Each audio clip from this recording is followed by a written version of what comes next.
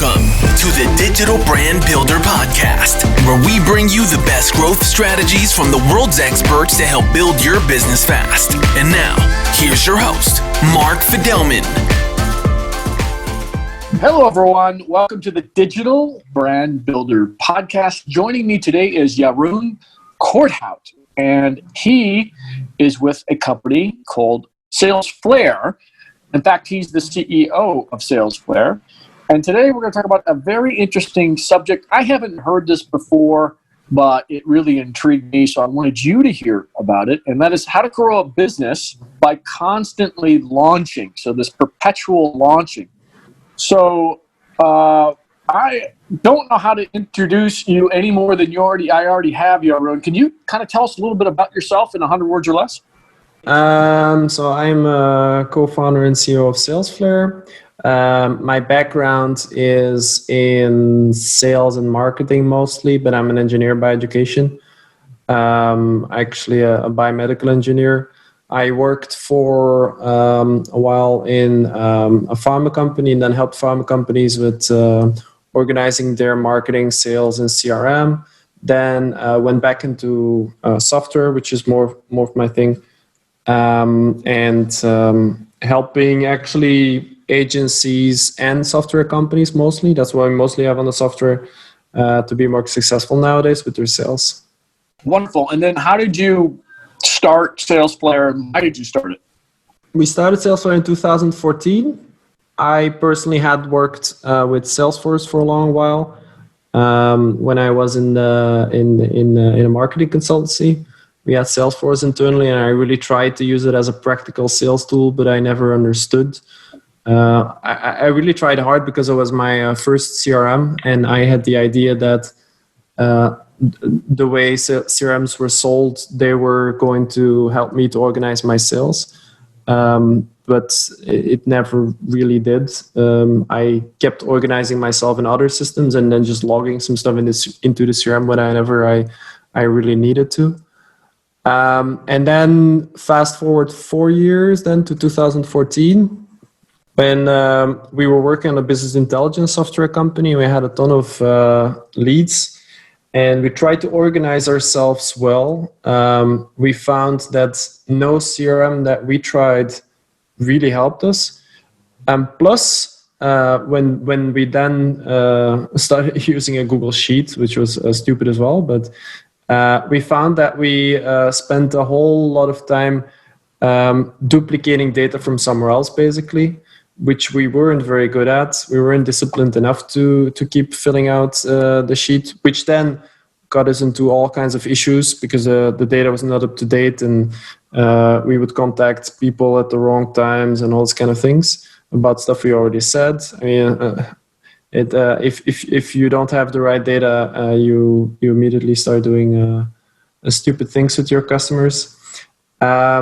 So we thought, like, what if we make a system that pulls that data that we're duplicating actually together for you as a salesperson and helps you to sell better. So instead of making a system where you need to input a whole lot of data for your management and get not much back, we built a system that offers you data, helps you to curate it, and then helps you to stay on top of your leads as well, with automated suggestions and all that, so that you can never drop leads anymore without having to spend a whole lot of time on data input. Wonderful. So who's like your main competitor then? It depends how you look at things. A lot of people compare us with Salesforce. That's what I found when doing quite some interviews and all. A lot of people know the pain of Salesforce and then start looking for an alternative. If people then compare us with other systems, it's most often nowadays with one HubSpot because they have a free CRM. And a lot of people don't really know what they're looking for, so they just go CRM. First thing they find is HubSpot. They have an enormous amount of money to throw at the traffic problem, let's say. And then secondly, it's a lot of pipe drive as well. Pipedrive is like us, a real practical system for you to follow up your leads. It's easy to use as well. It's easy to set up as well. Where we make a difference there is in the easy to keep it up to date as well. Because Pipedrive is still a manual system, and in our system, it's really automated from the ground up. Okay, so let's talk about how to grow a business by constantly launching. Why don't you tell us what that means, first of all? So across the lifetime of SalesFlare, we have got SalesFlare to many different versions and states, and along the way, we've taken every opportunity we could to actually relaunch SalesFlare. And that means relaunching as a sort of new product, but it also means launching it into a new and bigger channel.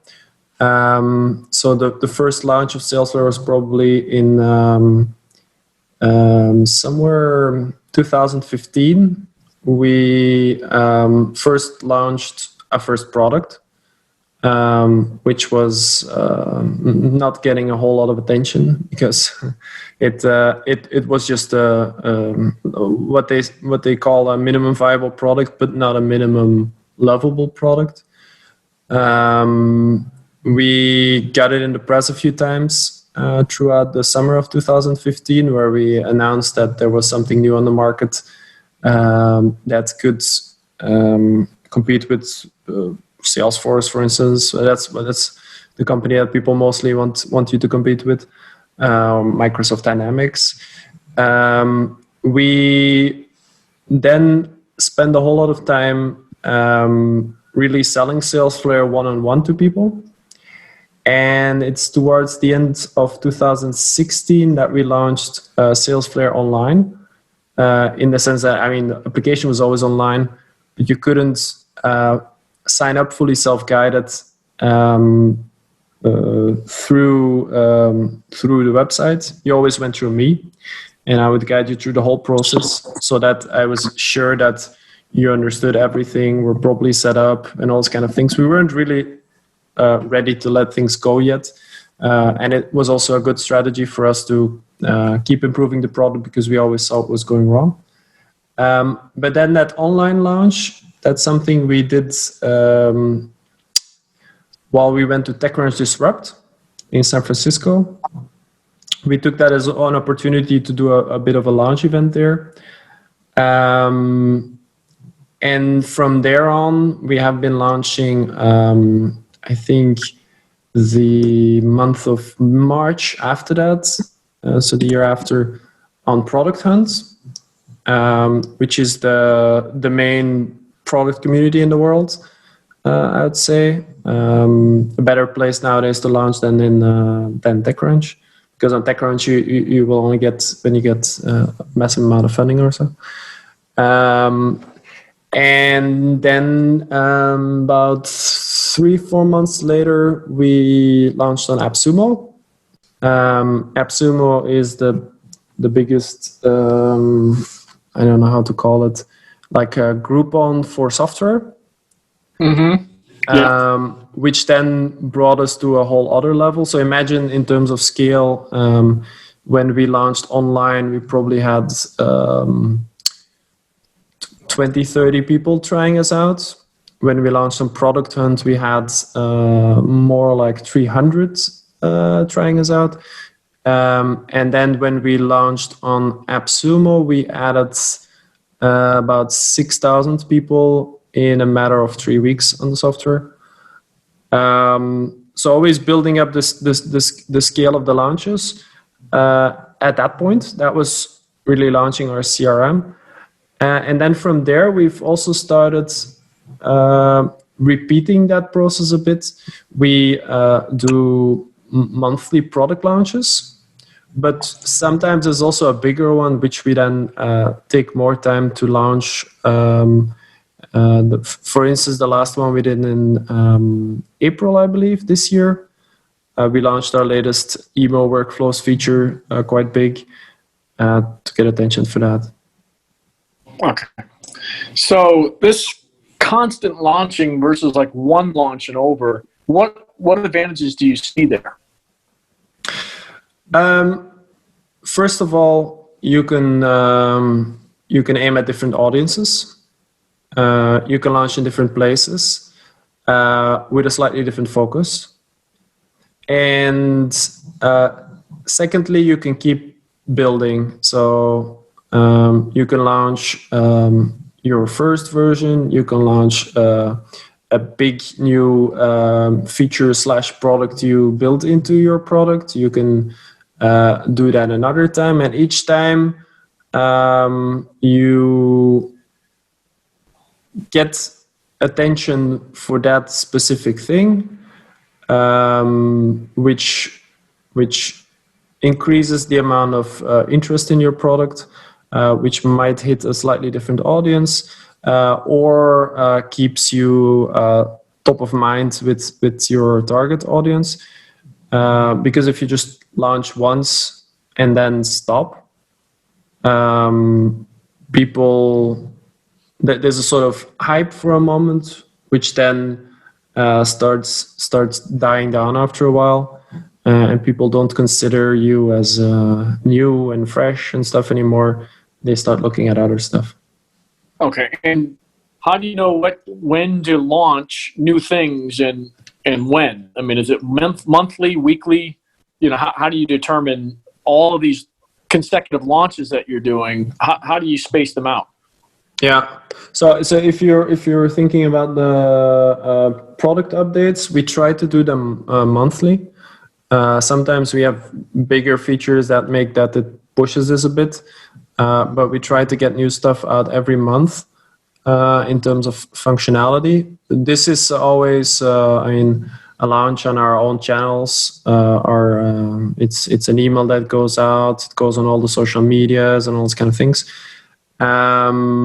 That's something we do on a regular basis. We also launch content twice a week, if you want to call that a launch as well. But then the real bigger launches, that's really based on our own feeling that we're launching something new, something that will appeal to the audience in a different way, sort of, than our original product. Then we decide to do bigger launches to drive more attention with that, let's say. Okay. And then when you're preparing for the launch, do you have a methodology for, you start with this, then you go to this, then you go to that? Do you have kind of a methodology? How do you launch big or small within your organization? For us, it starts mainly in almost all of these cases with looking what the customer wants. We keep very close track of all the things that people are asking for, so we know exactly what's popular with them and why. We start sort of making a brief for that. We don't do the press release thing that they do at Amazon, if you're familiar with that, where every new thing that they want to introduce, it needs to be written in a press release format. But it's somehow like that, you could say. Then from there, our first step is mainly development. So in that case, we start scoping out what it needs to do, how it needs to look like, and then how it's going to be implemented. And then when it starts reaching the go live dates, software-wise, we take back what we scoped out initially in terms of this is who it's for, this is why they want it, and all those kind of things, and turn that into a narrative. So, for instance, if you go look at our product updates, you'll see that it's always written from a standpoint like, do you have this issue? Then you'll be happy to know that we have this solution for it now. And it's always super important to know who you're talking to, what your exact issue is, and how you're solving that. So you can exactly bring that story when you're doing the launch. Then depending on where it goes live, we have a different way of preparing for these things, because we've done these things multiple times. If you're interested in one of those, I can always go into detail. Yeah, I mean, I think, people are just trying to learn how to do things better, right? That's why they listen. New ideas, and then how to implement it so that they could be successful like you were successful. So yeah, if you could dive in, that would be wonderful. Yeah, let me maybe take Product Hunt as an example. So the important thing on Product Hunt is one, that the audience that you are building, what you're building for, overlaps with that of Product Hunt. And Product Hunt is a community for new products. So you can imagine it's a lot of people who are either building their own startup, or in the sense of a tech startup, or working on an agency, or just generally early adopters. If your product or what you're building is good for that, then this might be a good place. Then to get attention, you need to have that audience in mind and start building a narrative for them, understanding how the thing you're launching is different from other things they've seen before, because that's very important, and how you're gonna make that clear.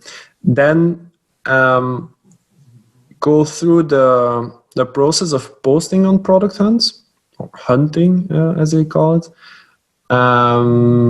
If you create an account and then get a bit of credibility with it, then I think you quite easily get posting rights nowadays. And then you can go through the process yourself of seeing all the materials you need.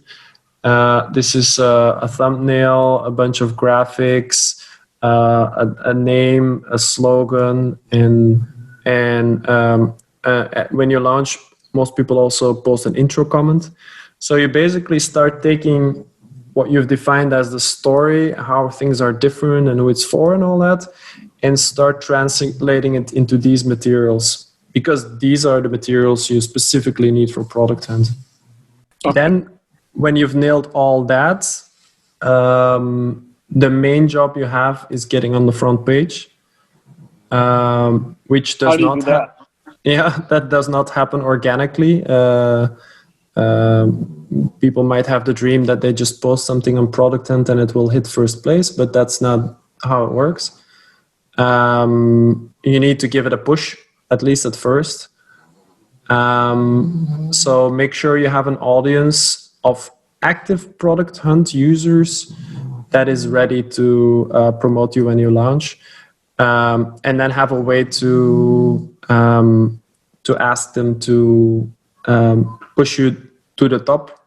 And when you get that happening, then you will get visibility and you will get more upvotes and all that. What we did in our last launch with email workflows is also incentivizing some users, some early users of the functionality, to make videos about how they use it, and then post that also in the comments, so that people could get a much better feeling of the how to use it and what it's for and all those kind of things, in a much more community driven sort of way. Even if it was slightly pushed, let's say, we asked them. It gives a very good community feeling around it. Okay. And what? How did you get your community to push it? What were you doing? So first of all, we have a list. How did you get the community first, and then how did you get them to push it?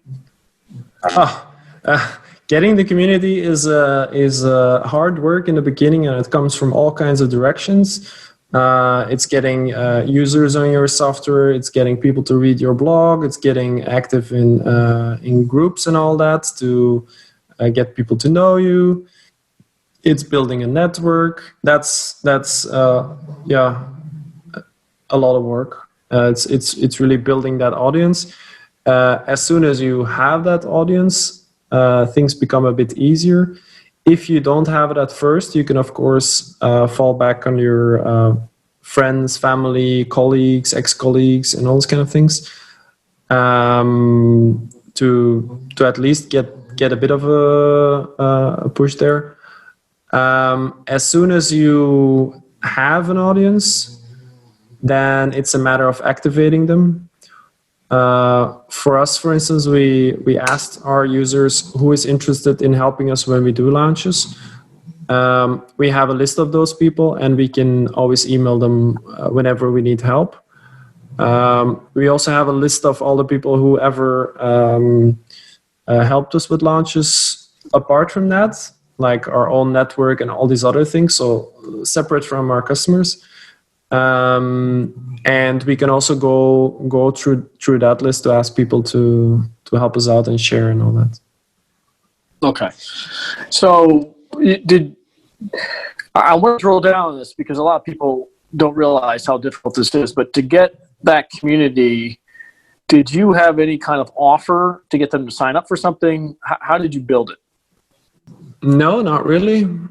I think a lot of our early community building was around being active on Quora, in Facebook groups. A lot of it was from Facebook groups, where we found like-minded people and started sharing things that were valuable to them, things we were doing and that we found they could be interested in. That helped us a lot in terms of networking and getting the name out there and all those kind of things. And then, when you launched, how many people did you have in the community to help push on product product hunt? The first time, I think we had a few hundred. And that was enough to get you on the first page? That is enough to get you on the first page, yeah.